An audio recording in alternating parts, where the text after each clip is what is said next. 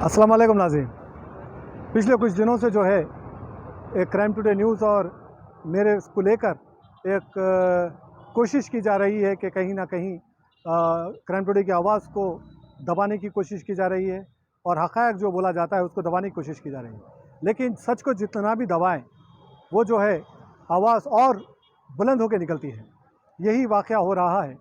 पिछले कुछ दिनों से एक खातून लगातार इल्ज़ामात लगा रही थी और आसिफ नगर में कंप्लेंट भी की थी, केस भी दर्ज हुआ था। इसके बाद से वो जो है अपने आप को प्रूफ करने के लिए कई ऐसे लोगों के साथ मिलकर कई ऐसे केसेस में मुलविस हैं और मुझको भी बदनाम करने की कोशिश कर रही थी। और हम इसका सच्चाई को सामने लाने के लिए हमने एक स्टिंग की थी क्राइम टुडे की जानिब से, और वो स्टिंग ऑपरेशन में ये सारे बातों का खुलासा की थी कि इसके पीछे कितने पॉलिटिशियन हैं, कितने पॉलिटिकल लीडर हैं और कैसा फंडिंग आती और कैसा ये कुछ रुपयों के ज़रिए, कुछ रुपयों के लिए किसका भी कहीं पर भी मर्डर कर दे सकती, झूठे केस में फंसवा सकती, रेप केस में फंसवा सकती, कुछ रुपयों के लिए। ये सारा हमने मंजर जो है डाला था और इसको लेकर ये आज साइबर क्राइम में क्राइम टुडे न्यूज़ और मुझ पर कंप्लेंट की। ये बताई कि ये खातून के ख़िलाफ़ जो है हमने न्यूज़ डाली और इसकी तस्वीरों को डाला। लेकिन जब तहकीक़ात की पुलिस ने 41 नोटिस हमको दिया गया है इस मामले में केस दर्ज करके, और हम को एक हफ़्ते के अंदर जवाब देना है और इंशाल्लाह हम जवाब देंगे। क़ानून पर पूरा भरोसा है और क़ानून पर ही भरोसा रखकर हम जो है इस पेशे को एक पेशे में चल रहे हैं और ये पेशे का काम कर रहे हैं। और इस पेशे में इस तरह से जिस तरह से ये खातून का सच्चाई सामने लाया गया है और ये मीडिया की ज़िम्मेदारी है, कौन लोग छुपे हुए हैं उनको मंजराम पे लाएँ और वो किस तरह से काम करते हैं, किस तरह की साजिशों को अंजाम देते हैं वो सामने लाएं। इसीलिए हमने ये काम को अंजाम दिया था और इसका सच सामने आ गया।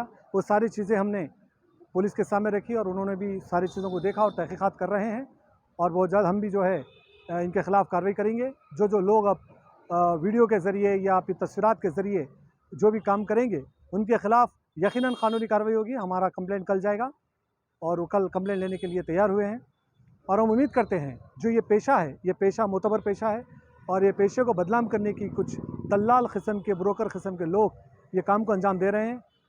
हम उनसे अपील करते हैं, गुजारिश करते हैं कि दलाली और ब्रोकरी छोड़ें, अपनी जो ज़िम्मेदारी है सहाफ़त की उस ज़िम्मेदारी को निभाएं। ऐसे एक केस नहीं, ऐसे दसों केसेस भी अगर हम पे बुक हो जाएं, एफआईआर हो जाएं, तो हम डरने और घबराने वाले नहीं हैं, क्योंकि हक़ायक़ बताना बोलना हमारा काम है और हम ये काम को जारी रखेंगे और हमारा ये पेशा है, ये पेशे को जारी रखेंगे।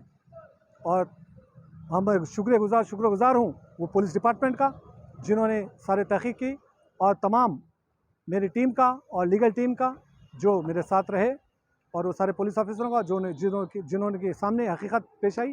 नाज़रीन, पहले केस किया जाता है वुमेन पीएस में मेरा शौहर बोलकर, वहाँ पर एफआईआर क्लोज़ होती है, फिर जाती है आसिफ नगर, वहाँ पे एक केस दर्ज किया जाता है, फिर उसके बाद वुमेन पीएस। यानी एक खातून किस तरह से ये साजिशों को अंजाम दे रही है इसको समझने की ज़रूरत है। ऐसे खातूनों की वजह से मुस्तैक जो जेन्युइन खातूना रहते हैं जिसके साथ वाक़ई जुल्म होता है वो लोग परेशान हैं और उनको इंसाफ नहीं मिल रहा है। ऐसे ही कुछ लोगों की वजह से जेन्युइन लोग परेशान हैं। इसीलिए हमको समझने की ज़रूरत है किस तरह की ये साजिश की जा रही है और हम अनक़रीब इनके पीछे जो ताकतें हैं उनका भी चेहरा सामने लाएँगे और बहुत जल्द इनका चेहरा सामने लाएँगे। शुक्रिया।